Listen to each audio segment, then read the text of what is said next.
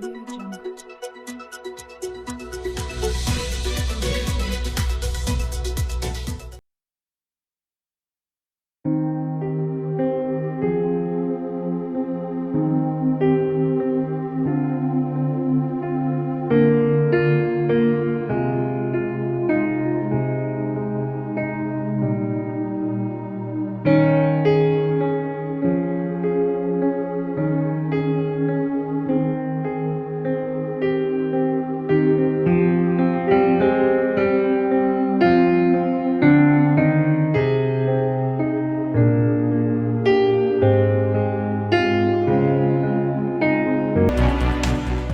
ਮੇਰੇ ਵੱਲੋਂ ਸਾਰੇ ਭੈਣ ਭਾਈਆਂ ਨੂੰ ਸਲਾਮ ਹੋਵੇ। ਜਾਤਕਾਂ ਬਜ਼ੁਰਗਾਂ ਤੇ ਮਾਈਆਂ ਨੂੰ ਸਲਾਮ ਹੋਵੇ।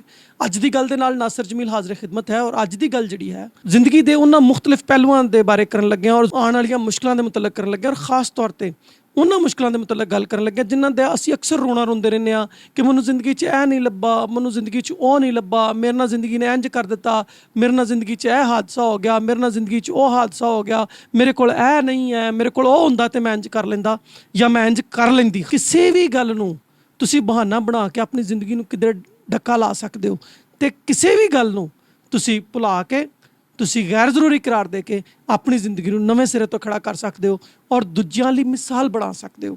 ਅੱਜ ਇਸ ਤਰ੍ਹਾਂ ਦੀ ਹੀ ਇੱਕ ਮਿਸਾਲੀ ਸਾਡੀ ਧੀ, ਸਾਡੀ ਭੈਣ ਔਰ ਮਸੀਹ ਕੌਮ ਦੀ ਇੱਕ ਮੁਜਾਹਿਦਾ ਐਨੀ ਡੈਨੀਅਲ ਸਾਡੇ ਨਾਲ ਨੇ। ਅਸੀਂ ਉਹਨਾਂ ਦੇ ਨਾਲ ਗੱਲਬਾਤ ਕਰਾਂਗੇ ਔਰ ਉਹਨਾਂ ਨੇ ਕੀ ਕੀਤਾ, ਉਹਨਾਂ ਨਾਲ ਕੀ ਹੋਇਆ, ਅੱਜ ਉਹਨਾਂ ਕੋਲ ਜਾਣਾਂਗੇ। ਖਾਸ ਤੌਰ ਤੇ ਜਿਹੜੀਆਂ ਸਾਡੀਆਂ ਬੇਟੀਆਂ ਔਰ ਸਾਡੀਆਂ ਭੈਣਾਂ ਨੇ ਉਹ ਜ਼ਰੂਰ ਇਸ ਪ੍ਰੋਗਰਾਮ ਨੂੰ ਵੇਖਣ ਔਰ ਇਹਦੇ ਤੋਂ ਜੋ ਵੀ ਉਹ ਸਿੱਖਦੀਆਂ ਨੇ ਉਹ ਨਾ ਸਿਰਫ ਆਪਣੀ ਜ਼ਿੰਦਗੀ 'ਚ ਪਰ ਦੂਜਿਆਂ ਦੀ ਜ਼ਿੰਦਗੀ ਦੇ ਵਿੱਚ ਵੀ ਉਹਦਾ ਜਿਹੜਾ ਇੱਕ ਪੱਖ ਹੈ ਉਹਨੂੰ ਨਾਲ ਲੈ ਕੇ ਚੱਲਣ। ਮੇਰੇ ਵੱਲੋਂ ਪਹਿਲੇ ਸਾਰੇ ਭੈਣ ਭਰਾਵਾਂ ਨੂੰ ਸਲਾਮ। ਮੇਰਾ ਨਾਮ ਐਨੀ ਹੈਗਾ। ਜਦੋਂ ਮੈਂ ਪੈਦਾ ਹੋਈ ਸੀ ਮੈਂ ਤੁਹਾਡੇ ਵਾਂਗੂ ਨੋਰਮਲ ਬੰਦਿਆਂ ਵਾਂਗੂ ਟੁਰਦੀ ਫਿਰਦੀ ਸਾਂ। ਜਦੋਂ ਮੈਂ 10ਵੀਂ ਕਲਾਸ 'ਚ ਗਈ ਤੇ ਮੇਰੇ ਦੋਨੋਂ ਪੈਰ ਪੈਰਾਲਾਈਜ਼ ਹੋ ਗਏ, ਯਾਨੀ ਕਿ ਮੈਂ ਮਜ਼ਦੂਰ ਹੋ ਗਈ ਸਾਂ। ਅਸੀਂ 4 ਭੈਣ ਭਰਾਵਾਂ, 3 ਠੀਕ ਨੇ, ਮਾਂ ਪਾਪਾ।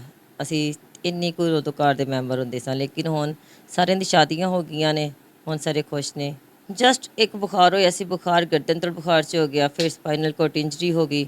ਉਸ ਤੋਂ ਬਾਅਦ ਹੌਸਪੀਟਲ ਮੈਂ ਆਪਣੇ ਪੈਰਾਂ 'ਤੇ ਚੱਲ ਕੇ ਗਈ ਸਾਂ।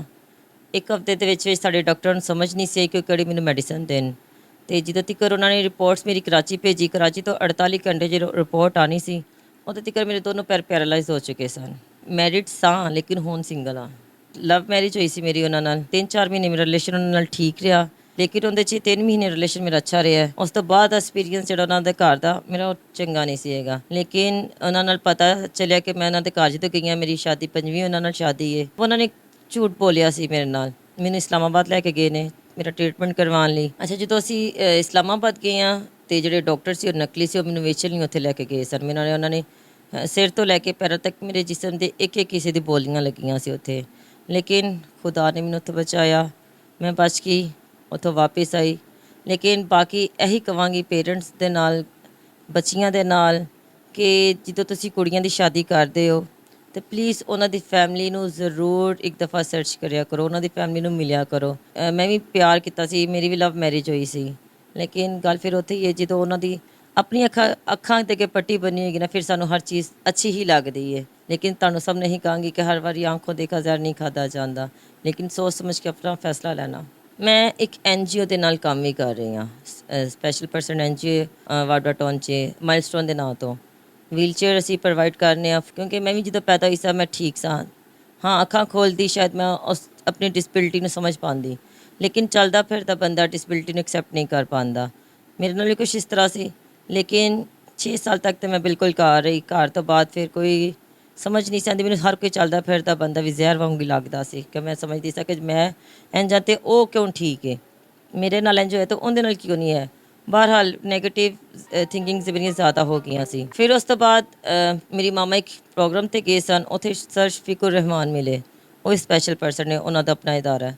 ਉਹਨਾਂ ਨੇ ਕਿਹਾ ਸੀ ਤੁਸੀਂ ਨਾ ਐਨੀ ਨੂੰ ਮੇਰੇ ਕੋਲ ਭੇਜਿਆ ਕਰੋ। ਮਾਮਾ ਨੇ ਉਹਨਾਂ ਨਾਲ ਗੱਲਬਾਤ ਕੀਤੀ। ਮੈਨੂੰ ਉੱਥੇ ਫਸਟ ਡੇ ਉੱਥੇ ਗਈ। ਜਦੋਂ ਮੈਂ ਗਈ ਆਪਣੀ ਸਟਿਕ ਦੇ ਨਾਲ ਅਤੇ ਮੈਨੂੰ ਕਹਿੰਦੇ ਸਟਿਕ ਨਾਲ ਚੱਲਣਾ ਆਸਾਨ ਲੱਗਦਾ ਕਿ ਵੀਲਚੇਅਰ 'ਤੇ ਪੈਣਾ। ਮੈਂ ਕਿਹਾ ਵੀਲਚੇਅਰ 'ਤੇ ਉਹ ਬੰਦਾ ਪੈਂਦਾ ਜਿਹੜਾ ਮਜ਼ਦੂਰ ਹੁੰਦਾ, ਜਿਹੜਾ ਮੰਗਦਾ। ਉਹਨਾਂ ਨੇ ਮੇਰੇ ਬ੍ਰੇਨ ਨੂੰ ਬਹੁਤ ਅੱਛੇ ਤਰੀਕੇ ਨਾਲ ਵਾਸ਼ ਕੀਤਾ। ਫਿਰ ਮੈਂ ਆਪਣੀ ਵੀਲਚੇਅਰ ਨੂੰ ਐਕਸੈਪਟ ਕੀਤਾ। ਹਾਂ, ਮੈਂ ਸਟਿਕ ਨਾਲ ਚੱਲ ਲੈਂਦੀ ਹਾਂ, ਪਰ ਮੈਨੂੰ ਇਹ ਨਹੀਂ ਪਤਾ ਹੁੰਦਾ ਮੈਂ ਕਿਸ ਟਾਈਮ ਕਿੱਥੇ ਡਿੱਗ ਪੈਣਾ ਹੈ। ਲੇਕਿਨ ਵੀਲ ਚੇਅਰ ਨਾਲ ਮੈਂ ਕਿਤੇ ਵੀ ਈਜ਼ੀਲੀ ਮੂਵ ਕਰ ਲੈਂਦੀ ਹਾਂ। NGO ਹਜੇ ਤੱਕ ਸ਼ੁਕਰ ਹੈ ਉਹਨਾਂ ਨਾਲ ਕੰਮ ਕਰ ਰਹੀ ਹਾਂ, ਲੇਕਿਨ ਜਦੋਂ ਦਾ ਕੋਵਿਡ ਆਇਆ, ਕੋਵਿਡ 'ਚ ਜਸਟ ਆਨਲਾਈਨ ਵਰਕ ਆ ਰਿਹਾ ਹੈ, ਅਦਰਵਾਈਜ਼ ਆਫਿਸ ਨਹੀਂ ਜਾ ਰਹੀ ਮੈਂ। ਡਿਸੇਬਿਲਿਟੀ ਤੇ ਪਹਿਲੇ ਵੀ ਖਿਦਮਤ ਕਰ ਸਾਂ, ਡਿਸੇਬਿਲਿਟੀ ਤੋਂ ਬਾਅਦ ਵੀ ਖਿਦਮਤ ਕਰ ਰਹੀ ਹਾਂ ਮੈਂ, ਖਿਦਮਤ ਨਹੀਂ ਮੈਂ ਛੱਡੀ। ਸੰਡੇ ਸਕੂਲ 'ਚ ਮੈਂ ਟੀਚਰ ਹਾਂ, ਲੇਕਿਨ ਮੈਂ ਹਜੇ ਵੀ ਨੌਜਵਾਨ ਬੱਚਿਆਂ 'ਚ ਦੋਨਾਂ 'ਚ ਖਿਦਮਤ ਕਰ ਰਹੀ ਹਾਂ। ਉਹਦੀ ਕਾਉਂਸਲਿੰਗ ਕਰਨੀ ਹੈ ਤਾਂ ਕਿ ਜਦ ਮੈਂ ਆਪਣੀ ਡਿਸੇਬਿਲਿਟੀ ਤੋਂ ਬਾਅਦ ਇਹਨਾਂ ਚੀਜ਼ਾਂ ਨੂੰ ਫੇਸ ਕਰਕੇ ਲੋਕਾਂ ਦੇ ਸਾਹਮਣੇ ਆ ਕੇ ਕੰਮ ਕਰ ਰਹੀ ਹਾਂ, ਉਹ ਬੱਚੇ ਵੀ ਕੱਲ੍ਹ ਨੂੰ ਪਰੇਸ਼ਾਨ ਹੋ ਕੇ ਇੱਕ ਕਮਰੇ ਦੀ ਹੱਦ ਤੱਕ ਨਾ ਰਹਿਣ, ਉਹ ਵੀ ਬਾਹਰ ਨਿਕਲ ਕੇ ਬਹੁਤ ਕੁਝ ਕੰਮ ਕਰ ਸਕਦੇ ਨੇ, ਉਹਨਾਂ ਦੀ ਕਾਉਂਸਲਿੰਗ ਕੀਤੀ ਜਾਂਦੀ ਹੈ। ਸੰਡੇ ਸਕੂਲ ਦੀ ਖਿਦਮਤ ਦੇ ਨਾਲ ਨਾਲ ਮੈਂ ਬਿਊਟੀਸ਼ੀਅਨ ਦਾ ਕੰਮ ਵੀ ਸਿੱਖਿਆ, ਕਿਉਂਕਿ ਡਿਸੇਬਿਲਿਟੀ ਵਿੱਚ ਮੇਰੀ ਮਾਮਾ ਡਰਦੇ ਸਨ, ਖੁਦਾ ਨਾ ਖਾਸਤਾ, ਖੁਦਾ ਉਹਨਾਂ ਨੂੰ ਜ਼ਿੰਦਗੀ ਤੰਦਰੁਸਤੀ ਉਹ ਡਰਦੇ ਨੇ ਕਿ ਉਹਨਾਂ ਨੂੰ ਕੁਛ ਹੋ ਜਾਏ ਤਾਂ ਮੇਰਾ ਕੀ ਹੋਏਗਾ। ਮੇਰੀ ਮਾਮਾ ਨੇ ਮੈਨੂੰ ਸਿਲਾਈ ਸਿਖਾਈ, ਕਢਾਈ ਸਿਖਾਈ, ਫਿਰ ਉਸ ਤੋਂ ਇਲਾਵਾ ਮੈਂ ਬਿਊਟੀਸ਼ੀਅਨ ਦਾ ਕੰਮ ਸਿੱਖਿਆ। ਉਸ ਤੋਂ ਇਲਾਵਾ ਮੈਂ ਹੁਣ ਇਹ ਚਾਹੁੰਦੀ ਹਾਂ ਕਿ ਜੇ ਮੈਂ ਡਿਸੇਬਿਲਿਟੀ ਦੇ ਵਿੱਚ ਵੀ ਅਗਰ ਇੰਨੇ ਕੰਮ ਕਰ ਸਕਦੀ ਹਾਂ, ਤੇ ਮੈਂ ਚਾਹੁੰਦੀ ਉਹ ਬੱਚੀਆਂ ਵਾਸਤੇ ਕਿ ਜਿਹੜੀਆਂ ਬੱਚੀਆਂ ਸਟੱਡੀ ਬਿਲਕੁਲ ਵੀ ਨਹੀਂ ਹੈ, ਜ਼ੀਰੋ ਹੈ, ਨਿਲ ਨੇ, ਤੇ ਮੈਂ ਚਾਹੁੰਦੀ ਉਹਨਾਂ ਕੋਲ ਇਹ ਹੁਨਰ ਆ ਜਾਣ। ਮੇਰੇ ਕੋਲ ਇੰਨੇ ਹੁਨਰ ਨੇ ਪਰ ਮੇਰੇ ਕੋਲ ਪਲੇਟਫਾਰਮ ਕੋਈ ਨਹੀਂ ਹੈਗਾ। ਅਗਰ ਮੈਂ ਅੱਗੇ ਵੱਧ ਸਕਦੀ ਹਾਂ ਤੇ ਉਹ ਵੀ ਵੱਧ ਸਕਦੀਆਂ ਨੇ। ਚੀਜ਼ਾਂ ਨਹੀਂ ਕਦੀ ਹੁੰਦੀਆਂ, ਕਦੀ ਸਾਡੇ ਕੋਲ ਪੈਸੇ ਨਹੀਂ ਹੁੰਦੇ। ਫਿਰ ਨੋਰਮਲ ਕੁੜੀਆਂ ਵਾਲੇ ਦੇਖਾਂ, ਉਹਨਾਂ ਦੇ ਵੀ ਵਸਾਇਲ ਕੁਛ ਇਸ ਤਰ੍ਹਾਂ ਦੇ ਹੀ ਨੇ, ਨਾ ਪੈਸਾ ਨਾ ਹੁਨਰ। ਤੇ ਮੈਂ ਚਾਹੁੰਦੀ ਹਾਂ ਕਿ ਜਿਹੜਾ ਕੁਛ ਮੇਰੇ ਕੋਲ ਹੈ ਮੈਂ ਉਹ ਕੁੜੀਆਂ ਦੇ ਨਾਲ ਆਪਣਾ ਹੁਨਰ ਵੰਡਾਂ, ਤਾਂ ਕਿ ਉਹ ਵੀ ਅਗਰ ਖੁਦਾ ਨਾ ਕਰੇ ਕਦੀ ਉਹਨਾਂ ਨੂੰ ਕਿਸੇ ਵੀ ਵਕਤ ਪਰੇਸ਼ਾਨੀ ਹੋਏ ਤਾਂ ਆਪਣਾ ਕੰਮ ਖੁਦ ਕਰ ਸਕਣ। ਕੁੜੀਆਂ ਵਾਸਤੇ ਮੈਨੂੰ ਹੈਲਪ ਦੀ ਜ਼ਰੂਰਤ ਹੈ ਤਾਂ ਕਿ ਆਪਾਂ ਸਾਰੇ ਮਿਲ ਕੇ ਇਹ ਕੁੜੀਆਂ ਲਈ ਵੀ ਕੁਛ ਕਰ ਸਕੀਏ। ਅਗਰ ਕੋਈ ਅਦਾਰਾ, ਕੋਈ ਸ਼ਖਸ ਸਾਡੇ ਨਾਲ ਮਿਲ ਕੇ ਕੰਮ ਕਰਨਾ ਚਾਹੁੰਦਾ ਹੈ ਤੇ ਬਰਾਏ ਮਿਹਰਬਾਨੀ ਜਿਹੜਾ ਨੰਬਰ ਥੱਲੇ ਆਏਗਾ ਉਹਦੇ ਤੇ ਜ਼ਰੂਰ ਕਾਲ ਕਰ ਲੀਜੀਏਗਾ। ਸੱਜਣੋ, ਬੇਲੀਓ, ਭੈਣੋ ਤੇ ਭਰਾਓ, ਤੁਸੀਂ ਐਨੀ ਦੈਨੀਅਲ ਦੀ ਗੱਲਬਾਤ ਸੁਣੀ ਹੈ। ਤੁਸੀਂ ਵੇਖਿਆ ਹੈ ਕਿ ਬਾਵਜੂਦ ਇੰਨੀਆਂ ਸਾਰੀਆਂ ਔਕੜਾਂ ਦੇ, ਇੰਨੀਆਂ ਸਾਰੀਆਂ ਮੁਸ਼ਕਲਾਂ ਦੇ, ਐਨੀ ਨੇ ਹਿੰਮਤ ਨਹੀਂ ਹਾਰੀ ਹੈ ਔਰ ਉਹ ਆਪਣੇ ਜ਼ਿੰਦਗੀ ਨੂੰ ਨਾ ਸਿਰਫ ਆਪਣੇ ਲਈ ਬਲਕਿ ਦੂਜਿਆਂ ਲਈ ਵੀ ਕਾਰਾਮਦ ਬਣਾ ਰਹੀ ਹੈ। ਗੱਲ ਇਹ ਵੇ, ਬਾਬੇ ਨਜ਼ਮੀ ਦਾ ਸ਼ੇਰ ਹੈ, ਬੇਹਿੰਮਤੇ ਨੇ ਜਿਹੜੇ ਬਹਿ ਕੇ ਸ਼ਿਕਵਾ ਕਰਨ ਮੁਕੱਦਰਾਂ ਦਾ, ਤੇ ਉੱਗਣ ਵਾਲੇ ਉੱਗ ਪੈਂਦੇ ਨੇ ਸੀਨਾ ਚੀਰ ਕੇ ਪੱਥਰਾਂ ਦਾ। ਮੈਂ ਚਾਹੁੰਦਾ ਹਾਂ ਕਿ ਤੁਸੀਂ ਐਨੀ ਦੀ ਜਿਹੜੀ ਜ਼ਿੰਦਗੀ ਹੈ ਉਹਨੂੰ ਇੱਕ ਮਿਸਾਲ ਵਾਂਗੂ ਜਾਣੋ ਔਰ ਆਪਣੇ ਲਈ ਇਹ ਇੱਕ ਪੋਜ਼ਿਟਿਵ ਮੈਸੇਜ ਜਿਹੜਾ ਹੈ ਉਹ ਐਨੀ ਦੀ ਜ਼ਿੰਦਗੀ ਤੋਂ ਲਵੋ।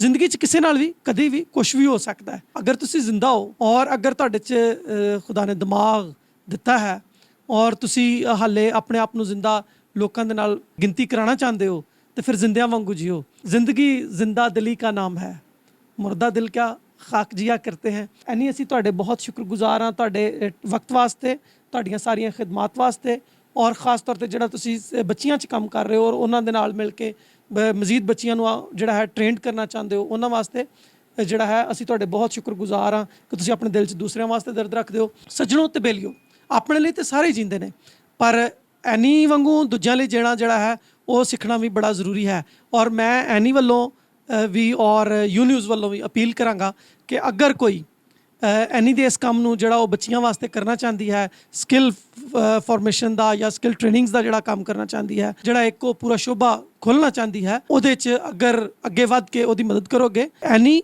ਔਰ ਇਹੋ ਜਿਹੀਆਂ ਜਿਹੜੀਆਂ ਦੂਜੀਆਂ ਹੋਰ ਸਾਡੀਆਂ ਧੀਆਂ ਭੈਣਾਂ ਨੇ, ਉਹ ਲੋਕਾਂ ਦੇ ਘਰਾਂ 'ਚ ਕੰਮ ਕਰਨ ਦੀ ਬਜਾਏ ਜਾਂ ਕਿਸੇ ਦਾ ਦਸਤਨਗਰ ਹੋਣ ਦੀ ਬਜਾਏ ਉਹ ਇੰਡੀਪੈਂਡੈਂਟ ਹੋਣਗੀਆਂ, ਉਹ ਆਪਣਾ ਕੰਮ ਆਪ ਕਰਨ ਜੋਗੀਆਂ ਹੋਣਗੀਆਂ ਔਰ ਸਾਡੀਆਂ ਧੀਆਂ ਸਾਡੇ ਲਈ ਭਾਰ ਨਹੀਂ ਬਲਕਿ ਸਾਡੇ ਲਈ ਫਖਰ ਹੋਣਗੀਆਂ।